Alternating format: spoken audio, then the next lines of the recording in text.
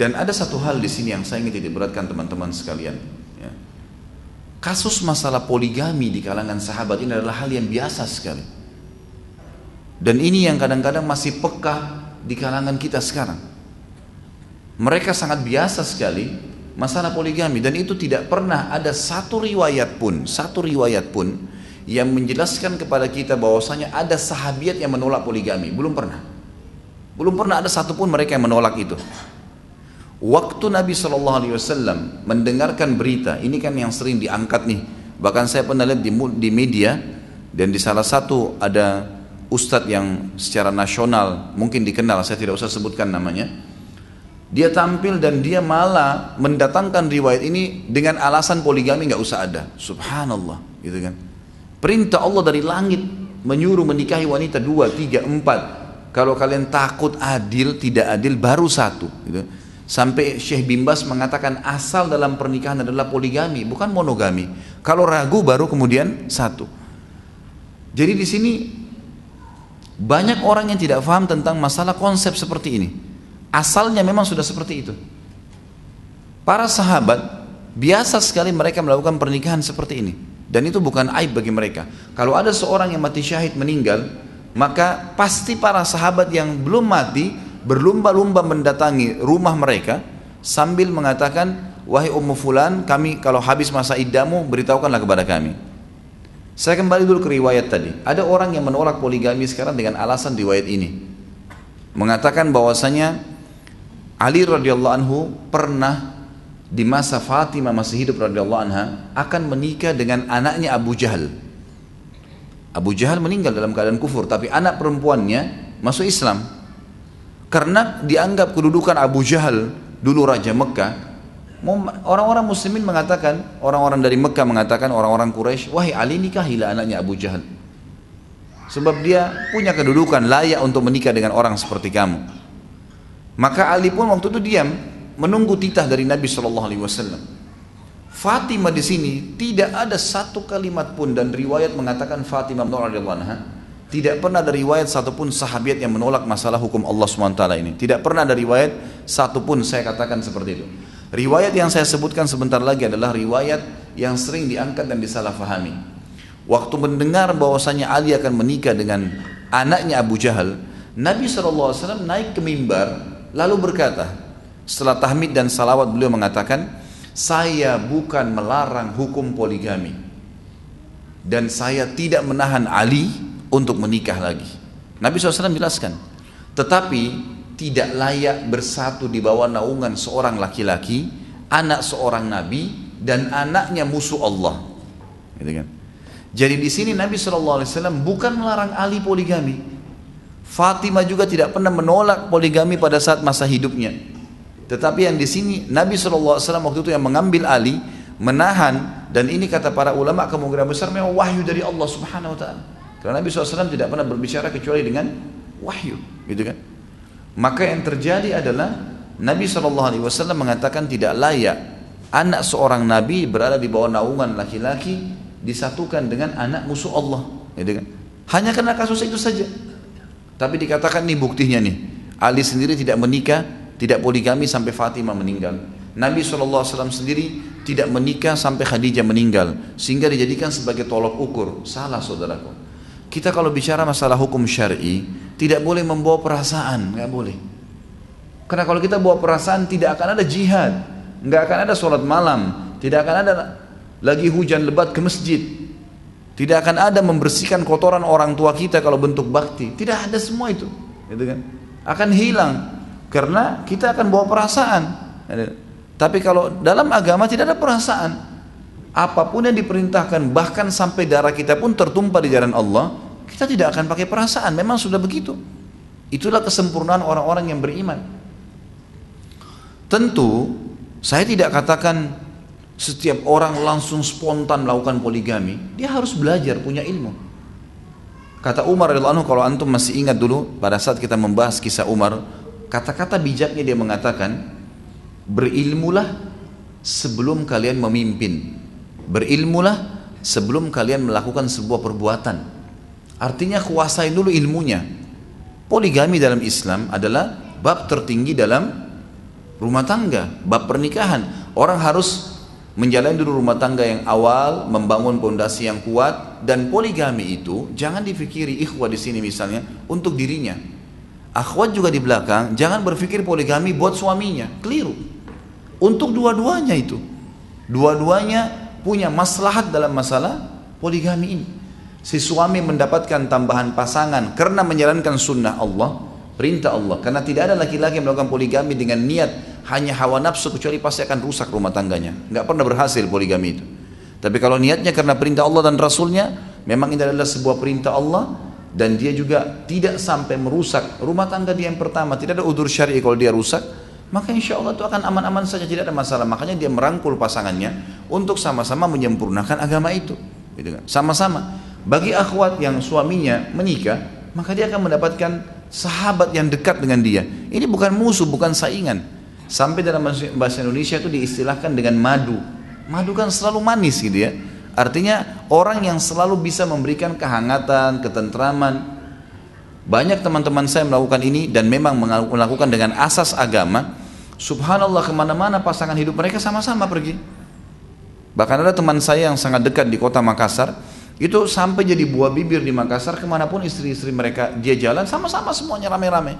Mungkin orang kalau pakai perasaan nggak masuk di akal, kenapa harus begini? Kalau Anda belum bisa melakukannya, jangan menolak hukum Allah Subhanahu wa Ta'ala, karena akan kemana-mana rentetannya. Akan menilai kenapa Nabi poligami, akan menilai kenapa sahabat poligami, bahkan lebih berat kenapa Allah turunkan hukum poligami. Saya pernah dengar dengan telinga saya sendiri salah satu dosen di kampus, karena dia mungkin pada saat lagi gembar-gembor masalah poligami di Indonesia, lalu dia mengatakan auzubillah dari poligami. Subhanallah, kalau Anda belum mau kerjakan ya silahkan sendiri saja, gitu kan? Jangan ajak orang lain. Kita disuruh mengajak orang lain untuk melakukan apa? Kebaikan. Jangan malah larang orang lain melakukan kebaikan. Seperti pernah saya kasih kasus contoh. Banyak orang mendatangi masjid. Pada saat dia temukan masjid itu kotor misalnya karpetnya, atau kerannya bocor, gitu kan? Atau apa sajalah kekurangan, panas misalnya. Dia sholat, kemudian dia keluar. Yang ada, dia menghina rumahnya Allah. Masjidnya kotor, kamar mandinya kotor, panas kalau sholat di sana. Menghina rumah Allah. Kalau Anda punya rumah dihina seperti itu, mau nggak? Kalau ada tamu datang bilang panas rumahmu, misal karpetmu kotor, mau nggak kira-kira kita digituin rumah kita? Kita nggak mau. Bagaimana rumahnya Allah Azza wa Jalla? Semestinya kita harus berpikir positif. Kalau kita datang, bahkan lebih parah lagi ya, kadang-kadang orang seperti ini melarang orang lain datang ke masjid itu. Ada temannya atau kerabatnya, mau kemana? Oh saya mau sholat di masjid. Jangan, di sana panas, sana kamar mandinya kotor, di sana begini dan begitu. Bukan cuma sekedar dicukupkan dirinya yang tidak melakukan, punya andil, bahkan menghina ya rumah Allah, hukum Allah di situ untuk kita sholat, bahkan mengajak orang lain untuk juga melakukan itu, membenci masjid itu, membenci rumah Allah, membenci mengerjakan hukum Allah, sholat di situ. Subhanallah.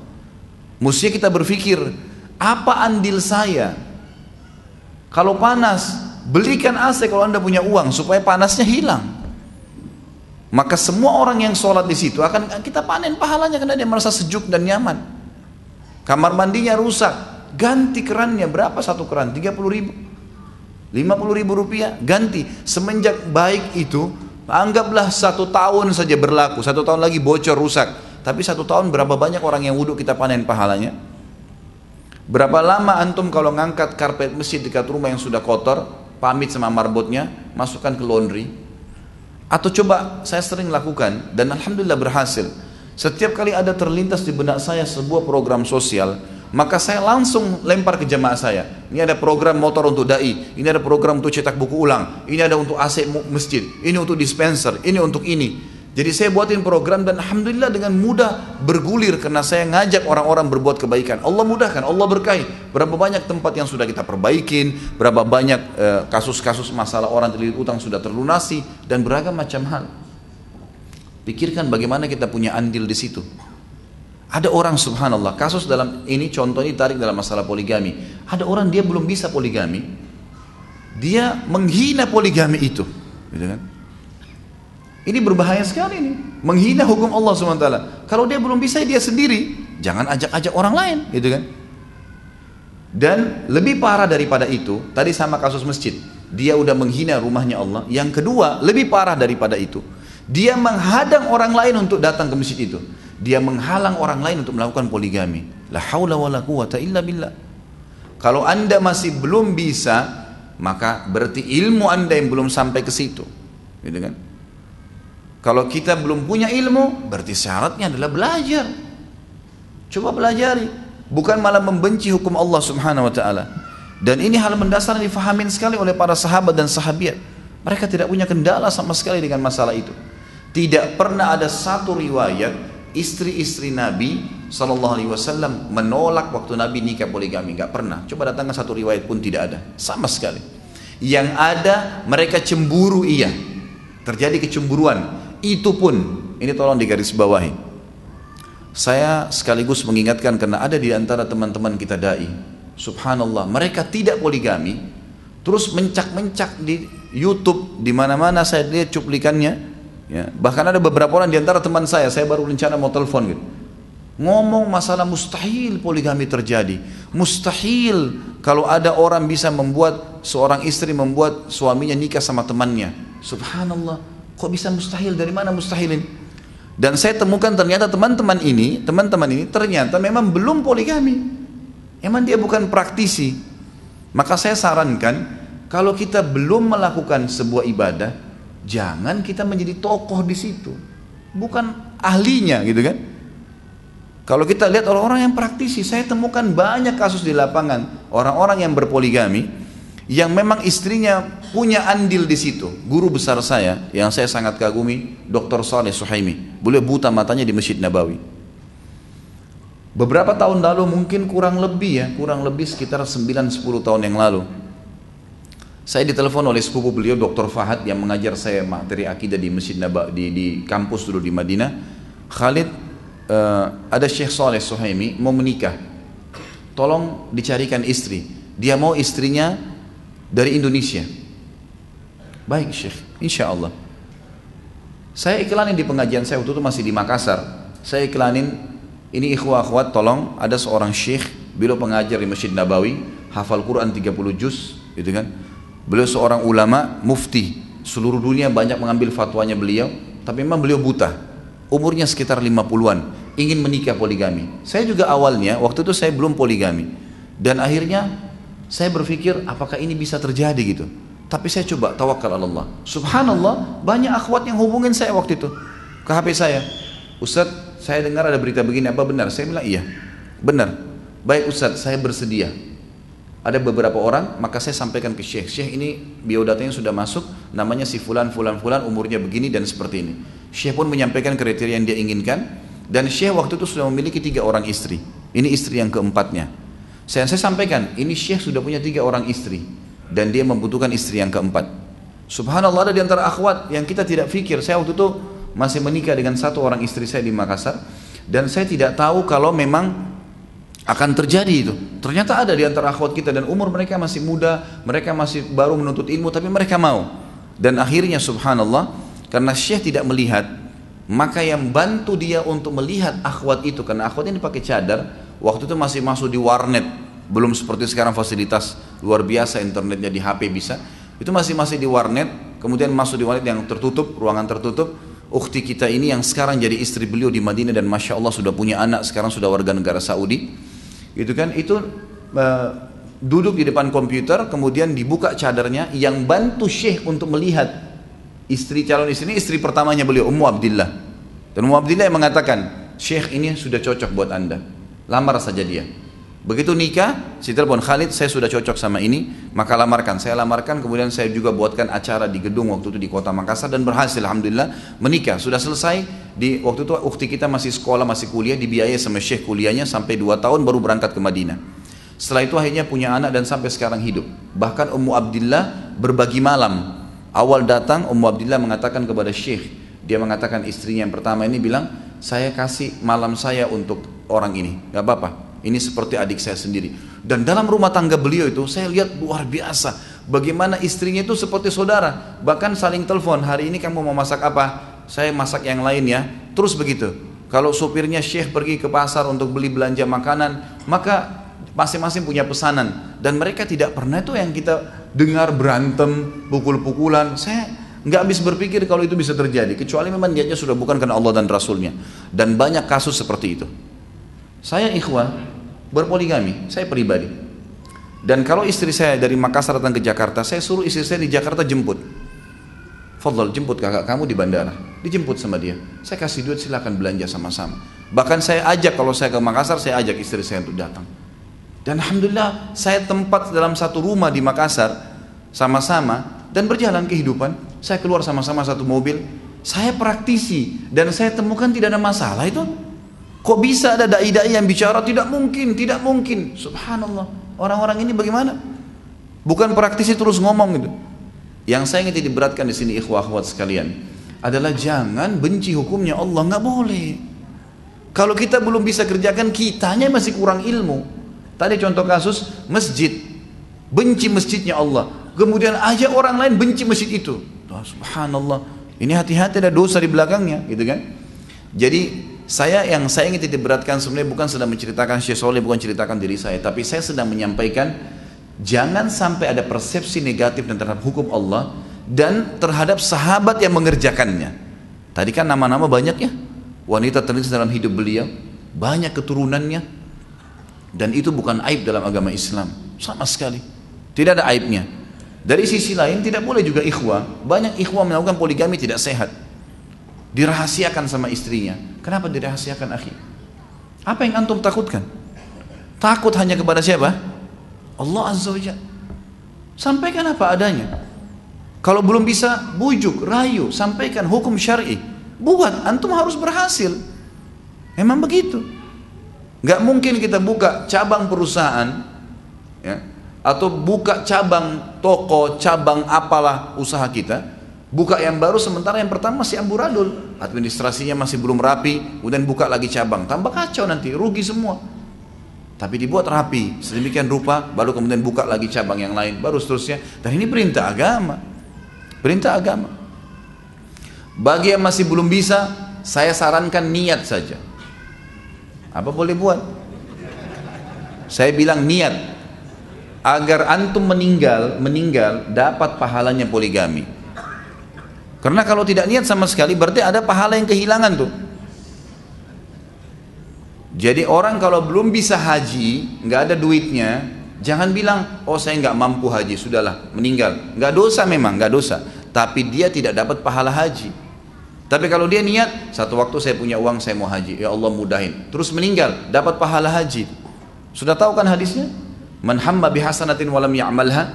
Siapa yang niat saja mengerjakan satu perbuatan baik, kutiba lahu hasanatun kamilah. Dicatatkan baginya satu pahala lengkap ibadah itu. Baru niat. Fa'in amilaha, kalau dia kerjakan, kutiba lahu asyru adha'afiha ila 700 di'fin ila adha'afin katsira. Dicatatkan baginya 10 kali lipat, bahkan 700 kali lipat dan kelipatan-kelipatan yang banyak. Antum mau tidur malam, niat sholat tahajud, niat itu sudah dapat satu lengkap pahala tahajud. Bangun malam 700 kali lipat, tergantung dari kadar keikhlasan seseorang. Niatkan itu. Berdoa kepada Allah SWT, karena beda. Ini ciri orang mukmin yang cerdas. Akhwat kita belum bisa menerima poligami, berdoa sama Allah, ya Allah, engkau turunkan hukum ini dan berat dalam hati hamba ini ya Allah, berikan hamba petunjuk, berikan hamba kemudahan, gitu kan, supaya bisa berjalan. Maka ini hal mendasar yang mesti diketahui, dan semua ini sebenarnya adalah pembelaan terhadap perilaku Nabi SAW dan sahabat Nabi yang memang melakukan hukum poligami ini, dan juga Allah Subhanahu Wa Taala telah menurunkan hukum dalam Al-Quran.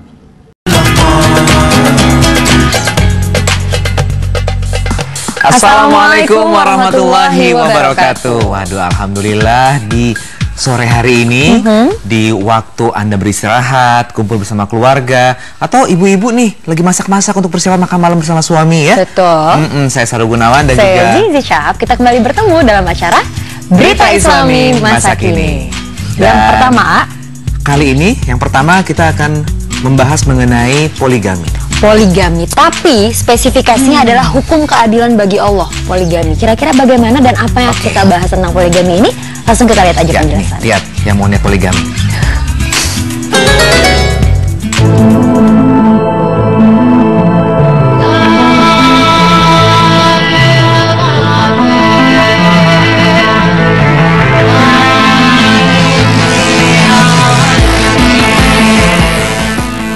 Poligami, hukum keadilan bagi Allah. Pemirsa, mendengar kata poligami, bagi sebagian wanita yang sudah menikah, pasti mereka tidak ingin bila suaminya melakukan hal tersebut. Karena para wanita ini tidak ingin dimadu dan berbagi suami kepada wanita lain, walaupun dengan alasan tertentu. Namun ada sebagian dari wanita yang memperbolehkan suaminya melakukan poligami.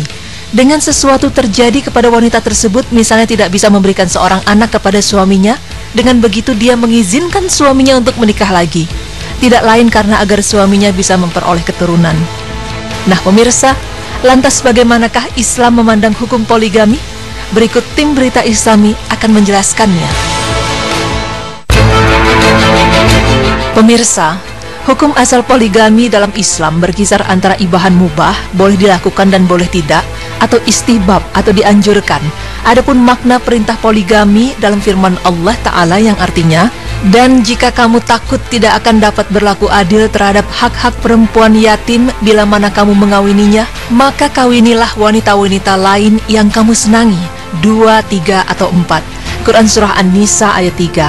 Dalam ayat ini dijelaskan, tidak diwajibkan poligami karena perintah tersebut dipalingkan dalam kelanjutan firman Allah Ta'ala yang artinya, kemudian jika kamu takut tidak akan dapat berlaku adil, maka kawinilah seorang saja atau budak-budak yang kamu miliki. Yang demikian itu adalah lebih dekat kepada tidak berbuat aniaya.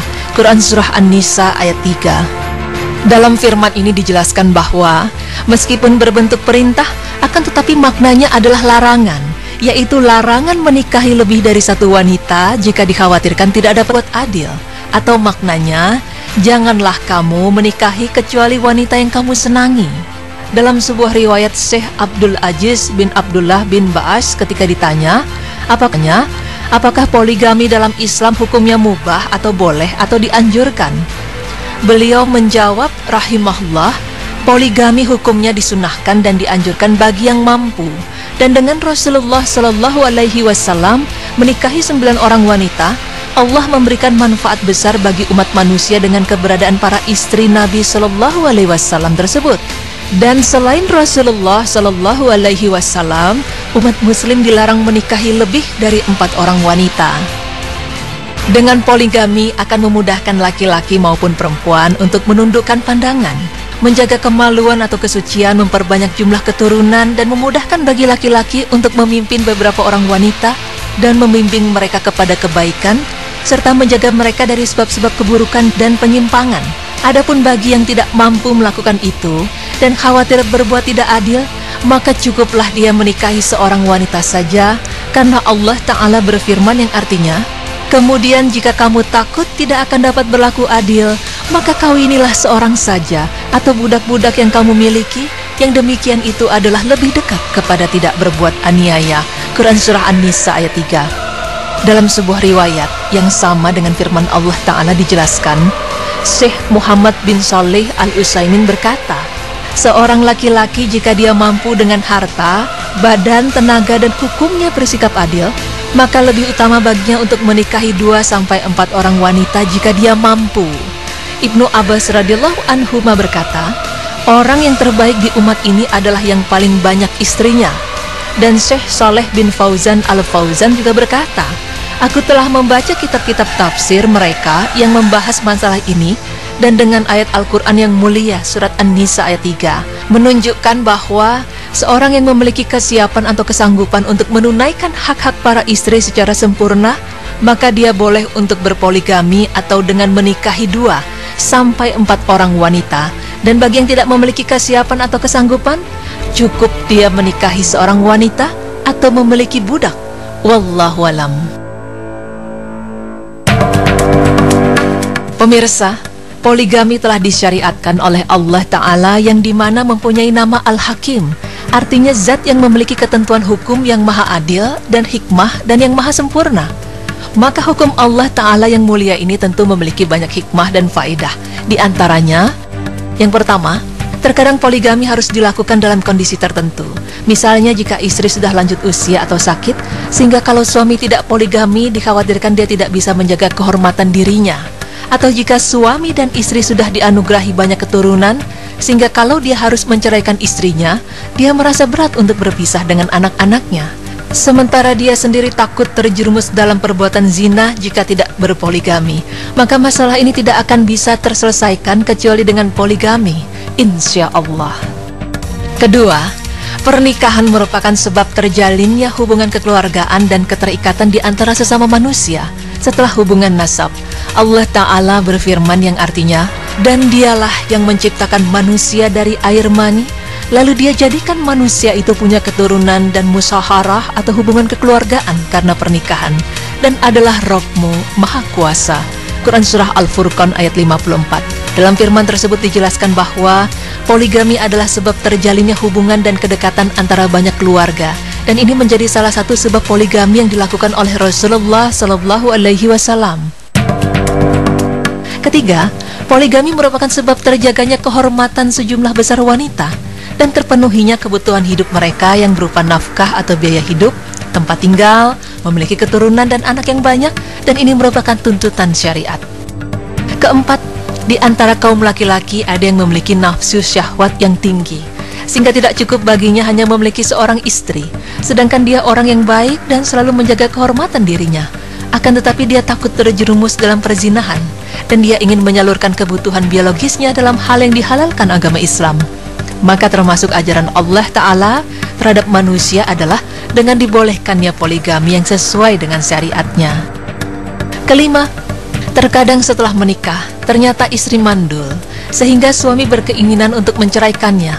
Maka dengan disyariatkannya poligami tentu lebih baik daripada suami menceraikan istrinya. Keenam, terkadang juga seorang suami sering berpergian sehingga dia butuh untuk menjaga kehormatan dirinya ketika dia sedang berpergian. Ketujuh, banyaknya peperangan dan disyariatkannya berjihad di jalan Allah, yang ini menjadikan banyak laki-laki yang terbunuh sedangkan jumlah perempuan semakin banyak, padahal mereka membutuhkan suami untuk melindungi mereka. Maka dalam kondisi seperti ini, poligami merupakan solusi terbaik. Kedelapan, terkadang seorang lelaki tertarik, kagum terhadap seorang wanita atau sebaliknya karena kebaikan agama atau akhlaknya, maka pernikahan merupakan cara terbaik untuk menyatukan mereka berdua. Kesembilan, kadang terjadi masalah besar antara suami istri yang menyebabkan terjadinya perceraian. Kemudian sang suami menikah lagi dan setelah itu dia ingin kembali kepada istrinya yang pertama. Maka dalam kondisi seperti ini, poligami merupakan solusi terbaik. Kesepuluh, umat Islam sangat membutuhkan lahirnya banyak generasi muda untuk mengokohkan barisan dan persiapan berjihad melawan orang-orang kafir. Ini hanya akan terwujud dengan poligami dan tidak membatasi jumlah keturunan. Pemirsa, masih banyak lagi hikmah dan faedah agung lainnya dari poligami. Namun tentu saja kita sebagai umat muslim dan orang-orang yang beriman kepada Allah Ta'ala tidak ragu sedikit pun terhadap kesempurnaan hikmah dalam setiap ketentuan yang disyariatkannya. Cukup hikmah yang paling agung dari semua itu adalah menunaikan perintah Allah Ta'ala dan mentaatinya. Allah Ta'ala memerintahkan kepada kita semua umat manusia untuk selalu bersikap adil dalam semua keadaan, baik yang berhubungan dengan haknya maupun hak-hak sesama manusia, yaitu dengan mengikuti ketentuan syariat Allah Ta'ala. Oleh karena itu Allah Ta'ala mensyariatkan agamanya di atas keadilan yang sempurna. Allah Ta'ala berfirman yang artinya, sesungguhnya Allah menyuruh kamu berlaku adil dan berbuat kebajikan, memberi kepada kaum kerabat, dan Allah melarang dari perbuatan keji, kemungkaran dan permusuhan. Dia memberi pengajaran kepadamu agar kamu dapat mengambil pelajaran. Quran Surah An-Nahl ayat 90. Dalam firman ini dijelaskan bahwa sikap adil dalam poligami, yaitu adil tidak berat sebelah dalam mencukupi kebutuhan para istri dalam hal makanan, pakaian, tempat tinggal, dan bermalam bersama mereka. Dan ini tidak berarti harus adil dalam segala sesuatu, sampai dalam hal yang sekecil-kecilnya, yang ini jelas di luar kemampuan manusia. Sebab timbulnya kesalahpahaman dalam masalah ini, diantaranya karena hawa nafsu dan ketidakpahaman terhadap masalah agama, termasuk dalam memahami firman Allah Ta'ala yang artinya, dan kamu sekali-kali tidak akan dapat berlaku adil di antara istri-istrimu, walaupun kamu sangat ingin berbuat demikian. Karena itu janganlah kamu terlalu cenderung kepada yang kamu cintai, sehingga kamu biarkan yang lain terkatung-katung. Quran Surah An-Nisa ayat 129. Dalam sebuah riwayat Imam Al-Bukhari menerangkan firman Allah Ta'ala tersebut dalam bab Al-Adlu Bainan Nisa, Imam Al-Bukhari mengisyaratkan ayat tersebut adil, yang dinafkan adil yang tidak mampu dilakukan manusia adalah adil di antara istri-istrinya dalam semua segi. Dan dalam hadis Rasulullah Shallallahu Alaihi Wasallam yang sahih menunjukkan bahwa yang dimaksud dengan adil dalam poligami adalah menyamakan semua istri dalam kebutuhan mereka dengan pemberian yang layak bagi masing-masing dari mereka. Jika seorang suami telah menunaikan demikian untuk para istrinya dan kebutuhan mereka terpenuhi, maka dia tidak berdosa dengan apa yang melebihi semua itu. Yang pertama, nasihat untuk suami yang berpoligami: bersikap adillah terhadap istri-istrimu, dan hendaklah selalu bersikap adil dalam semua masalah, sampai dalam masalah yang tidak wajib hukumnya. Janganlah kamu bersikap berat sebelah terhadap salah satu dari istri-istrimu. Berlaku adillah terhadap semua anakmu dari semua istrimu. Usahakan untuk selalu mendekatkan hati mereka, misalnya dengan menganjurkan istri untuk menyusui anak dari istri yang lain, dan beri pemahaman kepada mereka bahwa semua adalah saudara. Sering-seringlah memuji dan menyebutkan kelebihan semua istri, dan tanamkanlah kepada mereka keyakinan bahwa tidak ada kecintaan dan kasih sayang yang abadi kecuali dengan mentaati Allah Ta'ala dan mencari keridhaan suami.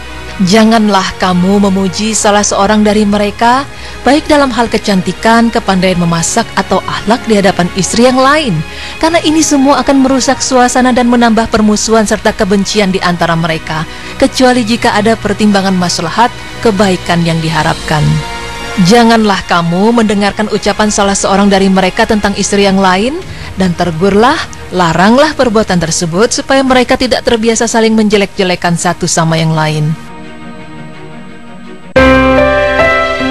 Nah pemirsa, poligami memang disunahkan dalam agama, namun berlaku adil diwajibkan.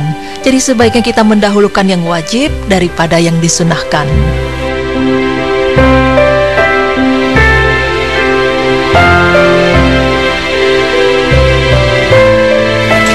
Kita dari tadi serius banget ya perhatiin tayangan yang barusan. Nah, kalau untuk aku pribadi nih, pendapatnya sebagai seorang wanita, poligami itu hukumnya sunnah. Kalau sudah bisa adil, dan adil itu wajib. Jadi kira-kira kalau nggak bisa adil, mendingan nggak usah poligami, tapi poli pantai itu lebih baik, gitu. Karena perasaan perempuan itu sensitif sekali, Ini dari sisi wanita. Betul. Ya. Tapi memang sebenarnya kita harus mendahulukan yang wajib dibandingkan yang sunnah. Tapi kalau memang mampu, boleh punya istri, tapi jangan lebih dari 4 ya. Kalau memang nggak adil, terus kira-kira berat, nggak usah deh, ya. Nggak usah lah. Iya, dan jangan membuat hati wanita menjadi sakitnya tuh di sini. Subhanallah, pengertian sekali ya sebagai seorang suami ya. Nah, ini ada kaitannya dengan rasa sakit atau apa ya, kecut, asem, pokoknya nggak enak, ini hampir sama nih. Ya. Apa tuh? Misalnya apa? Cuka. Oh, cuka. Tapi setelah ini kita akan bahas tentang keistimewaan cuka. Emang pas banget ya, nyambung-nyambungin. Bisa sedep ya, makan yang pakai cukanya seperti bakso. Betul. Asalkan adil ya dalam berpoligami. Disambungin ya. Oke, poligami. Sudah kita bahas nanti pemirsa, jangan kemana-mana, tetap di Berita Islami Masa Kini.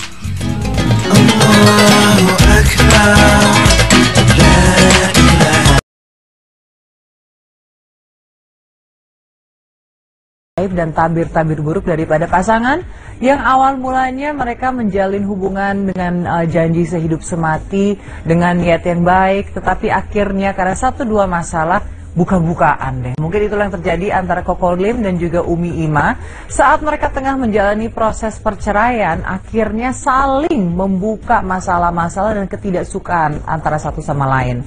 Nah, kan banyak sekali orang menuduh bahwa Koko Lim itu melakukan poligami, tetapi ternyata di sini Koko Lim pun bersuara. Dia mengatakan ada alasan kenapa dia memutuskan untuk melakukan hal itu. Nah, kemudian Umi Ima pun menyerang balik dengan mengatakan belum memberikan izin kepada Koko Lim untuk berpoligami. Nah, ibarat telur dengan ayam, mana yang lebih dulu, mendingan pemirsa ada yang menilai. Langsung saja kita lihat, ini dia liputannya.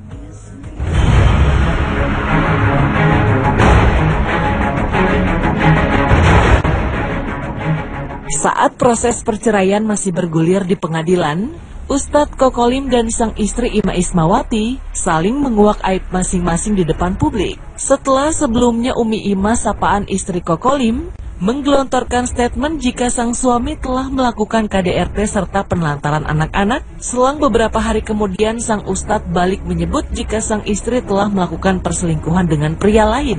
Adanya upaya saling membuka aib di depan publik antara Kokolim dan sang istri tentu saja membuat kegaduhan. Untuk itulah agar tak menimbulkan fitnah, Kokolim yang ditemui awak media Rabu kemarin menegaskan kembali jika ia dan sang istri sebenarnya baik-baik saja. Kendati memang pernikahan itu sudah sulit untuk disatukan lagi. Alhamdulillah ya, selama ini baik-baik aja kok Mas. Nggak ada ancaman dan sebagainya, nggak ada kok. Kita nikah baik-baik, juga harus selesaikan dengan cara yang baik-baik. Karena Al-Quran mengajarkan wa'ashiruhunna bil ma'ruf ausarrihunna bil ma'ruf. Pertahankan istrimu dengan cara yang baik. Kalau sudah nggak mampu, sudah nggak bisa, lepaskan dengan cara yang baik-baik. Kan begitu ya Mas ya. Jadi ketika Umi Ima mengatakan saya ini di KDR tidak sebagainya dan sebagainya, itu semuanya berita yang tidak benar. Berita yang tidak benar. Andaikan kalau Umi Ima di KDR dan sebagainya, beliau datang ke pengadilan minta cerai. Bukan sebaliknya Koko yang menceraikan beliau. Kalau kenapa Koko itu ditantang? Setiap Koko ajak Mi, yuk Mi, kita cerai baik-baik aja deh. Kan sudah saya tunggu suratnya dari kemarin-kemarin. Bukti SMS banyak sekali Mas, Koko pegang Mas. Dan ketika mau ngomong masalah mentelantarkan anak, Koko punya bukti saksi hidup kok. Nih ketika ada Ibu Dini nih. Ini kepala sekolahnya anak-anak Koko sekolah apa dari pertama sampai kedua. Koko punya anak 2. Itu sekolahnya sama beliau. Beliau yang tahu siapa yang membiayai semuanya. Kenapa ketika dilepaskan baik-baik karena Umi itu menyebarkan berita-berita di media selama 3 hari berturut-turut, beliau menceritakan aib rumah tangga dan sebagainya. Ini kan aib rumah tangga. Tidak perlulah masyarakat tahu, kan begitu ya Mas ya. Nah, karena beliau sudah menyebarkan aib ini, berita ini, Koko harus klarifikasi.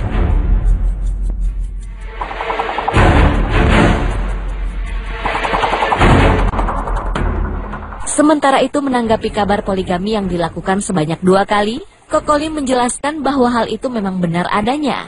Namun menurut Kokolim, poligami itu tak terjadi bila tak ada penyebabnya. Ya, gara-gara ditinggalkan sang istri, Kokolim akhirnya memutuskan untuk menikah lagi alias melakukan praktek poligami. Yang paling penting itu terjadinya perpisahan ini sampai Koko tuh memilih menikah lagi. Poligami itu nggak ada asap kalau nggak ada api Mas. Karena Koko itu menikah itu tahun 2011. Sementara Umi Ima ini meninggalkan rumah itu dari tahun 2009. Ketika ada masalah rumah tangga, lari ke rumah inisial A tadi itu ya. Dan ke rumah Bapak S tadi itu, yang dianggap Bapak angkatnya. Bahwa beliau itu kan manajernya Kokolim. Koko angkat manajer itu tahun 2008. Koko jadi da'i itu tahun 2005. Dakwah di sebuah stasiun televisi 2005. Bapak Fauzi, Bapak angkatnya si Umi Ima ini, Koko angkat sebagai manajer tahun 2018. Jadi salah kalau beliau mengatakan beliau mengorbitkan Koko. Yang ada Koko yang mengorbitkan beliau waktu itu. Dan mulai hari ini Bapak Fauzi sudah Koko nonaktifkan. Bapak Fauzi sudah Koko nonaktifkan. Jadi semua yang berkaitan sama ceramah, syuting dan sebagainya, Koko harap semua masyarakat langsung hubungi Kokolim. Nah, adapun masalah Umi Ima ini kan Koko kenal keluarga Bapak Fauzi ini tahun 2000. Koko itu mulai kenal sama keluarga Bapak Fauzi dan inisial A tadi tahun 2007. Ketika ada konflik rumah tangga sama Umi Ima ini lari ke sana tahun 2009 sampai meninggalkan rumah berhari-hari.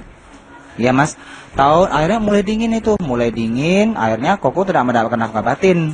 Hampir 2 tahun tidak mendapatkan nafkah batin yang baik dari Umi Ima. Tahun 2011 Koko memilih menikah lagi.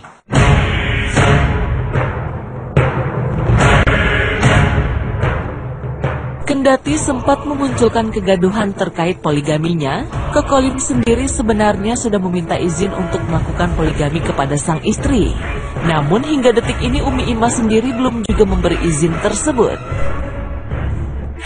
Dan nikah pun pertama kali itu Koko bilang sama Umi Ima, izin, ngomong baik-baik. Masalah belum izin nggak gitu, itu urusan beliau. Yang penting Koko sampaikan. Ya, beliau waktu itu tidak mengatakan saya tidak mau, tidak melarang, terserah. Koko ajak pengadilan poligami, surat poligami nggak mau, dibikin surat pernyataan tanda tangan juga tidak mau. Kalau Koko ceraikan akan dijatuhkan sama beliau di media. Demi anak-anak, Koko menikah lagi. Dan si istri yang kedua ini Koko kenalkan sebelumnya. Koko bilang, Koko tuh sudah menikah, sudah punya istri, punya anak, baik-baik. Koko minta sama orang tuanya dan bertemanlah beliau itu di sebuah BBM. Jadi poligami Koko itu tidak langsung 2, tidak. Koko tuh poligami 2 kali.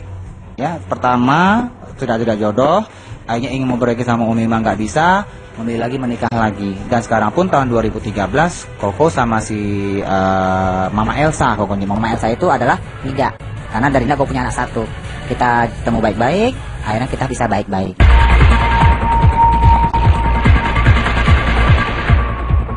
Sementara itu Umi Ima yang pernah diwawancarai awak media saat sidang perceraiannya berlangsung, memberi keterangan seputar permasalahan rumah tangganya dengan Ustadz Kokolim. Dalam penjelasannya Umi Ima menyampaikan bahwa ia merasa telah disakiti oleh sang suami. Karena itulah dengan segenap keberaniannya, Umi Ima siap menerima gugatan cerai dari Kokolim.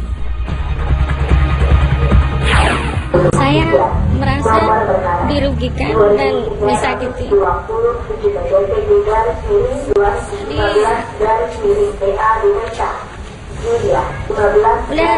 Sudah sejak lama masalah ini memang sudah terjadi.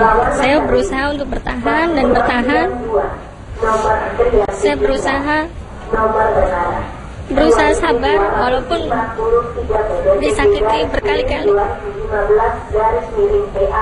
Saya rasa udah tidak. Ya mana ada sih perempuan yang mau disakitin dan selalu disakitin. Saya rasa udah cukup. Mungkin ini udah titik jenuh saya, karena saya udah berusaha mempertahankannya dari tahun ke tahun. Walaupun saya udah merasa tersakiti, untuk masalah yang diperjuangkan adalah mengenai nafkah anak dan lain-lainnya. Jadi saya berharap majelis hakim memutuskan perkara ini dengan seadil-adilnya.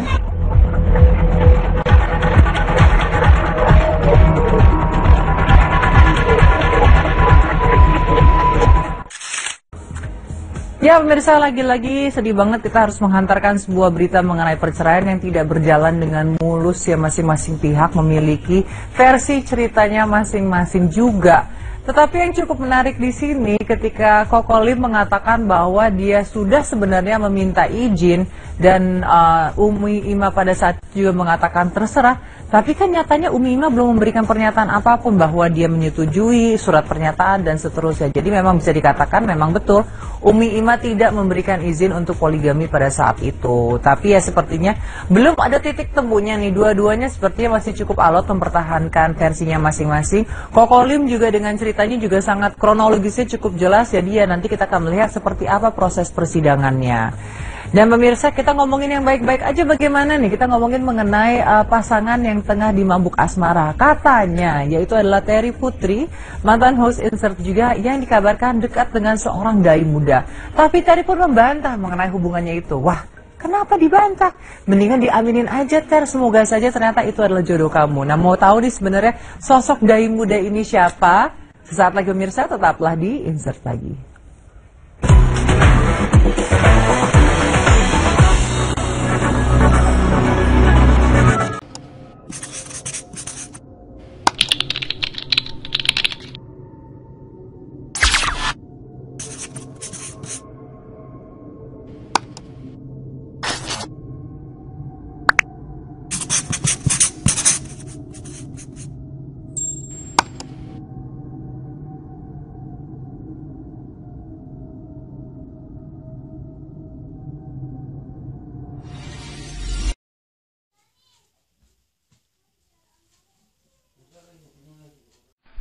Bagaimana meredam marah saat suami ingin ta'adud? Ya Allah. Nah, bagaimana meredam marah saat suami ingin ta'adud? Berarti ini pertanyaan dari ummahat ini, kan gitu ya? Atau meredam amarahnya istri? Baik, barakallah. Prinsipnya seorang muslim dan muslimah ialah qabulul haq wa ta'zimuhu wa ridha bil amali bih. Prinsipnya seorang muslim ya Allah, dan juga muslimah menerima kebenaran, mengagungkan kebenaran, ridha ketika al-haq diamalkan. Ini yang harus disampaikan baik-baik. Ini meliputi semua al-haq yang datang dari Allah dan juga Rasulnya alaihi salatu wassalam. Baik al-haq tadi itu sesuai dengan hawa nafsu kita atau tidak, menyenangkan kita atau tidak, menguntungkan kita atau tidak, al-haq yuqbal. Al-haq yuqbal, wajib diterima, wajib diagungkan dan diamalkan. Kalau nggak mampu, ridho, senang orang lain mengamalkan. Saya paham ya? Ini prinsip di antara al-haq yang dibimbingkan dalam Islam ialah at-ta'addud. Tayyib, ta'adduduz zaujat. Tayyib, ta'addud, poligami. Seorang laki-laki menikah lebih dari seorang istri, maksimal 4 dalam Islam. Itu al-haq.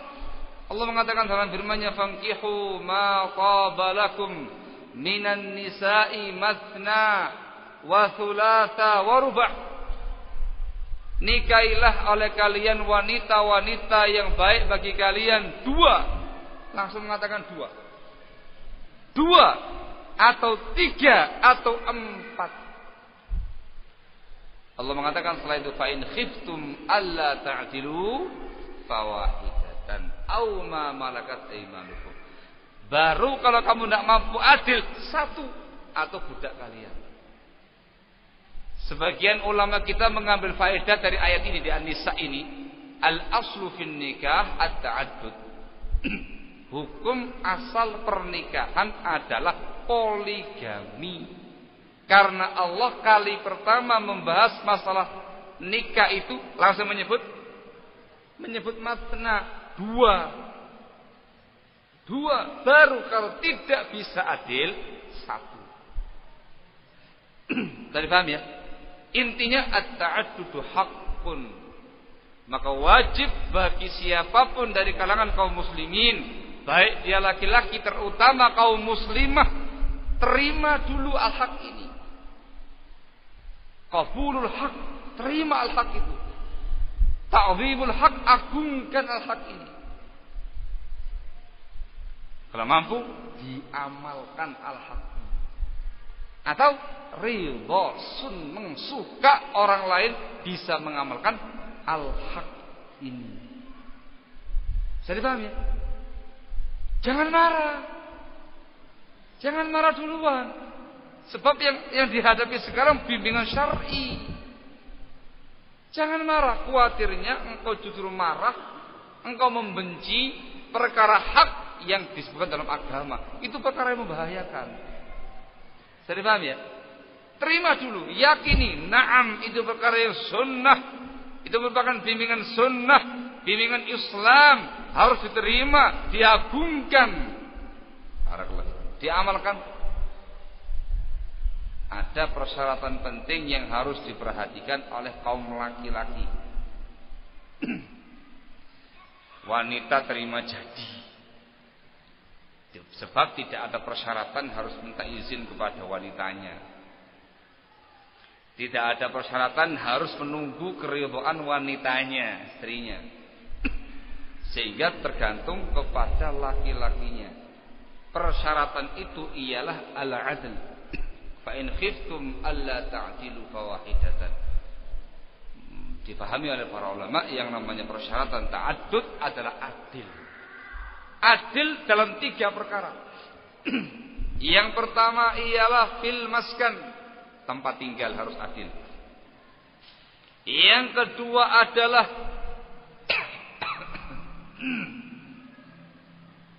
fil nafaqah, terkait dengan masalah nafaqah. Dan yang ketiga ialah fil qismah, jatah bermalam. 3 ini aja. Kalau antum mampu adil pada 3 perkara ini, barakallahu fikum, maka silakan ta'adil.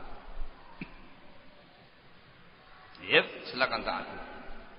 Tetapi kalau antum belum mampu adil pada 3 perkara ini, jangan macam-macam masuk pada bab ta'addud. Kenapa ya ikhwan? Sebab mengorbankan sebuah rumah tangga yang sudah antum bina selama ini. Sehingga kalau enggak ya enggak, iya ya iya, jangan tanggung-tanggung. Barakallahu fikum. Jangan tanggung-tanggung. Sehingga ukur kemampuan pribadi, ukur kekuatan pribadi. Sudahkah Anda mampu adil dalam perkara ta'addud? Sudah, bismillah. Jangan ragu-ragu. Bismillah. Kalau nggak mampu, jangan coba Jangan ya teman. Sebab antum mengorbankan satu rumah tangga yang sudah antum bina selama ini. Jangan sampai Anda zalim kepada istri pertama dengan alasan nyoba ta'addud. Hada haram. Oleh karena itu yang saya nasihatkan kepada para ikhwan yang punya semangat yang menggebu-gebu ta'addud. Barakallahu fikum. Baik. Nasihat saya adalah usahakan dan upayakan ta'addud yang antum lakukan itu indah, seindah Anda menikah kali pertama. Barakallah. Ketika Anda menikah yang kali pertama, jiwa itu berbunga-bunga. Nah gitu ya, senang mendapatkan seorang wanita yang diidam-idamkan, bahagia dengan pernikahan. Kedua belah pihak juga sangat saling mencinta. Orang tua kita, orang tua dia, mertua kita juga saling mencinta, saling menghormati, saling menyayangi. Luar biasa indah. Usahakan ketika ta'addud pun juga mengalami kondisi yang sama, seindah pernikahan pertama. Ta'addud yang ketiga pun juga demikian, yang keempat pun juga demikian. Semua ta'addud yang kamu lakukan, upayakan seindah pernikahan pertama. Itu baru ta'addud namanya. Besar faedahnya. Yang pertama, antum menggambarkan kepada semua pihak, kepada semua kaum muslimin, ta'addud itu indah. Bukan perkara yang mengerikan, bukan perkara yang menakutkan, bukan perkara yang penuh dengan kezaliman. Tidak. Penuh kasih sayang, penuh keharmonisan, penuh keindahan, penuh keadilan.